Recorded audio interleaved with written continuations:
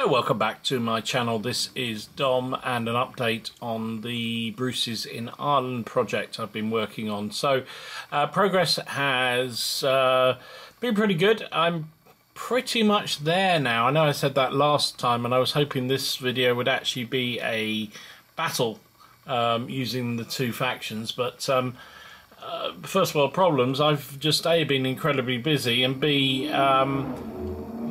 very noisy car going past. B, had very apt that they did, because we've had workmen working on the garden for the last month, and as a result I haven't been able to. Usually what I do, don't tell the boss, is I set these games up during the day, maybe play the odd turn here and there when I've got a break or just need a break from work, because I'm lucky I can work from home, and just sort of play a turn and then go back and do some more work, and then later on in the day, if I've got half an hour, I'll play another turn, which breaks up my day and is quite nice. But it's difficult to do that when all you can hear around the place is drilling and hammering, and they're doing new decking right outside the cabin where I work, and it's noisy. So hopefully this will be the last proper update of figures, and the next one will be a battle report. Anyway, spinning round before your eyes are a unit of Irish horsemen. These are going to be light cavalry under the Hail Caesar rules that I plan to use. I think these are pretty much all gripping beast Welsh and Irish mounted figures, I believe. I think that's where they came from. The problem with buying loads of figures in one go is that you then forget and mixing them all up in those little trays. Doesn't make it easy to identify who's a what. But anyway, it doesn't matter, because to me they all fit well together. So this is the unit of, I'm going to have 2 units of these light cavalry. This is the first of them. They're quite nice. I do have troubles with gripping beast hands. Drilling them out to put in the weapons just can be an absolute nightmare, but they've come out okay. So that's first unit of 2 done. So I mentioned there's going to be a lot of kerns in this force, and here's 2 more units. They're getting caught going around on the tractor thing. Oh, flipping it. There you go, just turn them around like that. They're a mob, so it doesn't matter. So yeah, these are 2 more units of them. I've got 1 more which I'll show you in a minute, and I think that's pretty much all the javelin arm kerns that I'm going to do. That's plenty, I think. The only other ones I'm planning to do are some sling armed kerns, just to add a bit of variety. Probably just do them as small units. And that'll be that. So yeah, 2 more kerns completed. They're just a shambles. Look at them, just going around in all different directions on the turntable. Oh well, done. So next up, this is a unit I'm going to call Bannockburn. I probably mispronounce it, because that's what I do. Basically, these were Irish mercenaries. So most of the troops who fought in this period in Ireland appear to have largely been kerns and sort of, local people press-ganged into fighting effectively by their lord. But then there was also a bunch of crazy guys who went about fighting for a living, and they, along with the Scottish equivalents, seem to have been the predominant forces within the in the armies that I can establish. There weren't that many knights and so forth, so I probably need more of these fellas in my armies. But for now, I'm just working through 1 or 2, and we'll see where we go from there. So these guys are going to be predominantly 2-handed weapon armed. As you can see, majority have got 2-handed axes, lightly armoured, but and sort of fairly rugged looking guys. And it's in keeping with that these are a real mixed bag of manufacturers. You've got plastics, you've got Perrys, you've got gripping beast. I think there's a Wargames Atlantic or 2 in there, Andalusian, whatever they are, figures as well. The flag is needs a bit of work actually. It looks like it's coming unstuck. The glue's not working.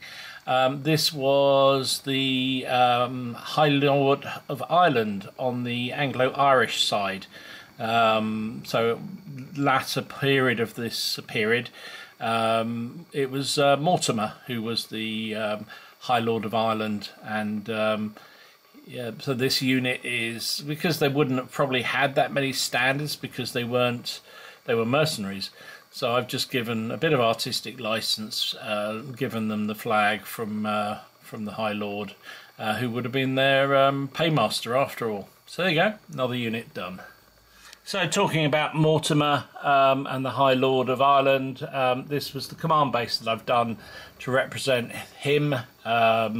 I've used one of these lovely, I think this is a Claymore figure, or it might be an Andalusian, whatever they are, figure.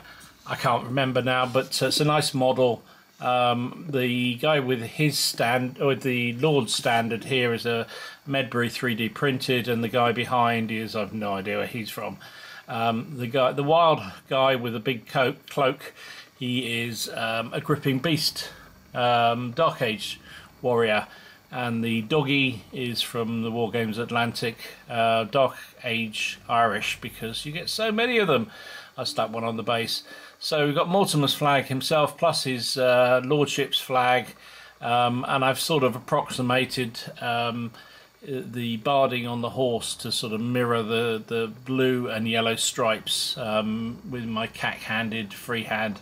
But I think the base works pretty well. So that's the commander for the Anglo-Irish side done.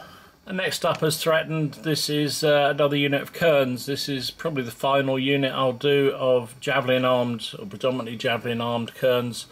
As I mentioned, I'm going to do a few slingers, because the sling seems to have been a very regularly used weapon in Ireland through the Dark Age and the medieval phase. So it makes sense to have a couple of units of that. I don't want to overpower things, so I'll probably just have a couple of small units, because there's no evidence the missile fire at all played a big part in this campaign or this 3-year war. But assuming that there were a lot of javelin-armed and sling-armed troops in Ireland at the time, it's probably likely that they were fairly active, but it certainly weren't dominating like the longbow did later on. So I'm just trying to limit that.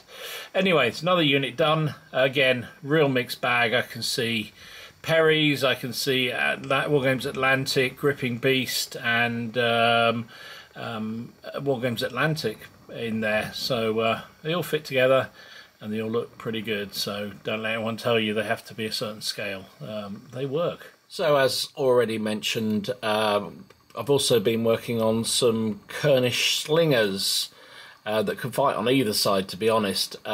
These are, well, so there's either 2 regular size units or 3 small size units, depending on how I want to play them, but you know, there's very little difference between them. They're a real mixed bag. There's some really interesting figures in there. The very animated guys here, and there's a guy coming around on jumping over a rock, are actually footsore Welsh, but I thought they would fit in really nicely.